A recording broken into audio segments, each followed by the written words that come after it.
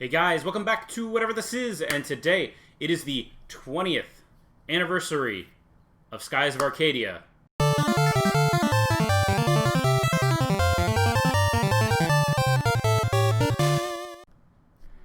Alright, here we go. So it has been 20 years since the initial release of Skies of Arcadia on October 5th, 2000 for the Sega Dreamcast. I love this game. It's not a game I ever really get to talk about with a lot of people. It came out 20 years ago, so there's your first bit of information. But it is actually a very cool game that was made out of kind of necessity for the Dreamcast to get a really good RPG. They ended up getting a lot of staff that was built from Panzer Dragoon Saga, the Phantasy Star, Sonic, and they all came together to make this game in particular. What I love about it so much is that it's just a pirate adventure. It's about noble pirates doing good things and wanting to be a good person and do good.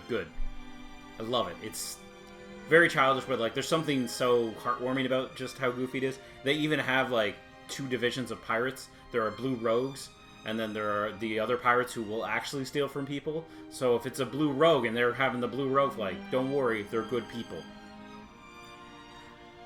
The music, the gameplay, its art style, it all just meant so well for what was initially a Dreamcast game. Really pushing the envelope of what games looked like, sounded like in the early 2000s, like at 2000.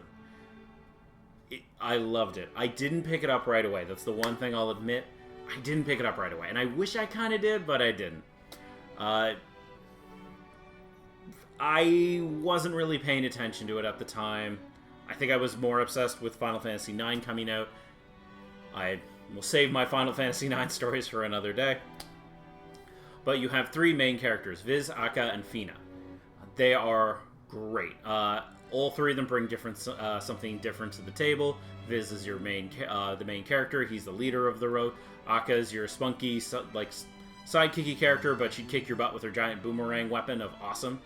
And Fina's the mysterious girl who doesn't really remember her past and has this little blob thingy as its friend. It's cool. It's, again, there's your base start. I don't want to go any further because there are other characters besides just them. And I would say check this game out. It's a lot of fun, especially for an early RPG of that time. And the whole game just comes around them trying to awaken the moon crystals, and you have to go to the different moon crystal locations and activate them against the Vulcan Empire. And that's it. It's simple. I love it. And because of that, the combat is also really nice and simple, along with its story. So its combat is just your turn-based strategy. Okay, there's speed, and that determines who goes in what order. But as they're fighting, they're also like still kind of swinging at each other. They'll never actually do any damage to each other, but it's just kind of something cool they throw into the background, like they'll clash swords and stuff, just to kind of make it seem like they're not just waiting around for the big attacks or the moves to happen, which is really, really awesome. And that's one of the reasons why I like it. It's just it's nice to go back to simple RPGs, and especially nowadays, they've just completely disappeared from anywhere on the market. Completely out of the market unless you're really into Dragon Quest. And with this game, I even managed a few years ago, thanks to a retro shop around, they actually got in Skies of Arcadia Legends Strategy Guide. I didn't need it, I had already beaten the game, but I love the strategy guides regardless. Especially of this game. I didn't think they made it, and they did, and that was also awesome. Now, when they were porting it over, once Sega announced that they were getting out of the hardware business, they actually did make this enhanced version for the GameCube. There was a few enhancements to it. They steadied up the frame rate. Obviously, with the GameCube, it was just faster at loading than the Dreamcast.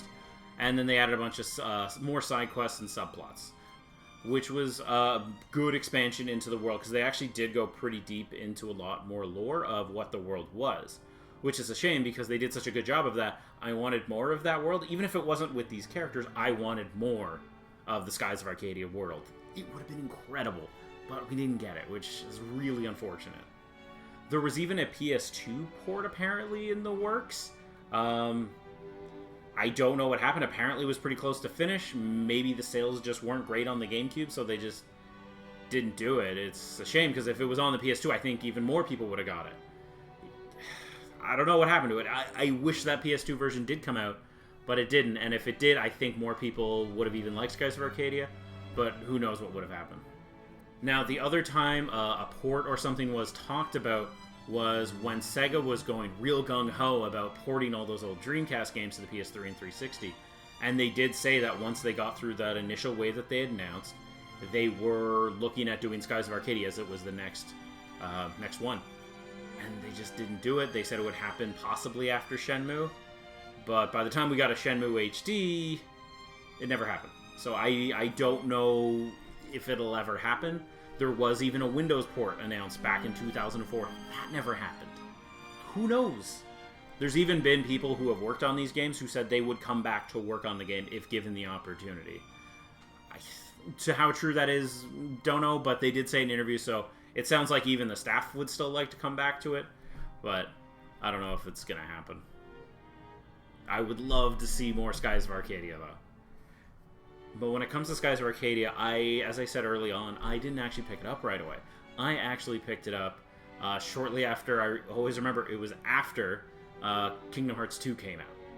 So how that even makes sense is my PS2 was like begrudgingly dying. We had managed to keep it going for a little bit longer, but that DVD drive just finally went on us. So I never had a PS2 for the later half of its life. Once it died, that was it. It was fine.